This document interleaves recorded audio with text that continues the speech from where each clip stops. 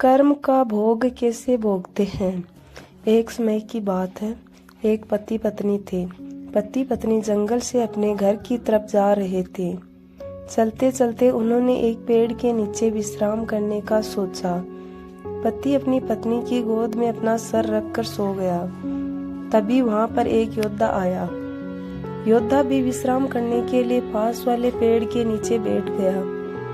पत्नी उस योद्धा से कहती है, मैंने कभी अपने जीवन में तलवार नहीं देखा। क्या आप मुझे कुछ समय के लिए अपनी तलवार देखने का मौका देंगे।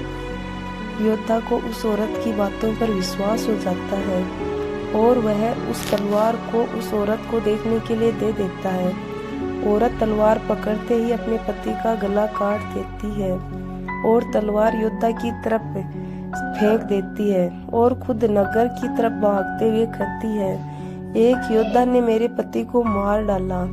यह बात राजा तक पहुंची। राजा ने उस औरत की बात को सुना और योद्धा को दोषी ठहराया।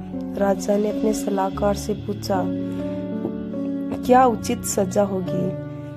तो सलाहकार ने कहा, महाराज, इस योद्धा ने अपनी तलवार से औरत के पति की हत्या की है, तो इसकी दोनों बाजुओं को काट देना चाहिए ताकि वह कभी तलवार न चला सके। राजा ने ऐसा ही किया। योद्धा की दोनों बाजुओं को काट दिया और छोड़ दिया।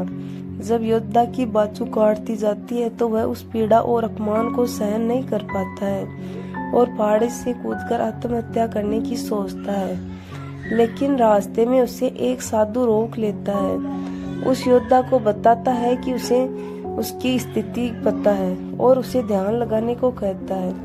योद्धा साधु से पूछता है, बाबा, मेरी क्या गलती है। मैंने उसके पति को नहीं मारा, फिर भी मुझे सजा क्यों मिली। बाबा उस योद्धा को उसके पुनर्जन्म की कहानी सुनाते हैं और साधु कहते हैं कि पूर्व जन्म में यह औरत एक गाय थी, उसका पति कसाई था और तुम एक पहलवान थे। एक बार यह गाय कसाई से अपनी जान बचाकर भाग निकली। कसाई ने शोर मचाया, गाय को पकड़ो, वह भाग गई। कोई भी गाय को पकड़ने आगे नहीं आया। सब जानते थे कि यह गाय को पकड़कर मार देगा, पर तुमने अपनी शक्ति का प्रदर्शन करने के लिए आगे आई और अपनी बाजुओं से उस गाय के सींग को पकड़कर उसे रोक लिया और उसे कसाई के हवाले कर दिया। कसाई ने उसे मार दिया। वह गाय उसकी पत्नी के रूप में है और जो कसाई था। योद्धा को उस औरत की बातों पर विश्वास हो जाता है और वह उस तलवार को उस औरत को देखने के लिए दे देता है। औरत तलवार पकड़ते ही अपने पति का गला काट देती है और तलवार योद्धा की तरफ फेंक देती है और खुद नगर की तरफ भागते हुए कहती है, एक योद्धा ने मेरे पति को मार डाला। यह बात राजा तक पहुंची। राजा ने उस औरत की बात को सुना और योद्धा को दोषी ठहराया। राजा ने अपने सलाहकार से पूछा, क्या उचित सजा होगी। तो सलाहकार ने कहा, महाराज, इस योद्धा ने अपनी तलवार से औरत के पति की हत्या की है, तो इसकी दोनों बाजुओं को काट देना चाहिए ताकि वह कभी तलवार न चला सके। राजा ने ऐसा ही किया। योद्धा की दोनों बाजुओं को काट दिया और छोड़ दिया।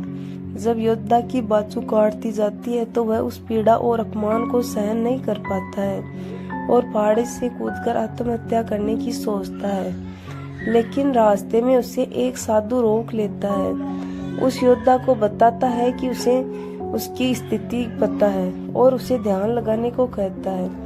योद्धा साधु से पूछता है, बाबा, मेरी क्या गलती है। मैंने उसके पति को नहीं मारा, फिर भी मुझे सजा क्यों मिली। बाबा उस योद्धा को उसके पुनर्जन्म की कहानी सुनाते हैं और साधु कहते हैं कि पूर्व जन्म में यह औरत एक गाय थी, उसका पति कसाई था और तुम एक पहलवान थे। एक बार यह गाय कसाई से अपनी जान बचाकर भाग निकली। कसाई ने शोर मचाया, गाय को पकड़ो, वह भाग गई। कोई भी गाय को पकड़ने आगे नहीं आया। सब जानते थे कि यह गाय को पकड़कर मार देगा, पर तुमने अपनी शक्ति का प्रदर्शन करने के लिए आगे आई और अपनी बाजुओं से उस गाय के सींग को पकड़कर उसे रोक लिया और उसे कसाई के हवाले कर दिया। कसाई ने उसे मार दिया। वह गाय उसकी पत्नी के रूप में है और जो कसाई था इस जन्म में उसका पति था। वह उससे अपना बदला लेने आई थी और तुमने उस गाय को अपनी बाजुओं से पकड़ा था, इसलिए तुम्हारी बाजुओं को कटवा दिया। तुम्हें अपने पिछले जन्म के कर्मों की सजा इस जन्म में भोगनी पड़ रही है। इसलिए कहते हैं कर्म फल भोगना ही पड़ता है, इस जन्म में नहीं तो अगले जन्म में। हमें सदा अच्छे कर्म करने चाहिए, जैसे जिसकी सोच वैसे उसके कर्म, जैसे जिसके कर्म वैसे ही उसके फल होते हैं। थैंक यू, धन्यवाद।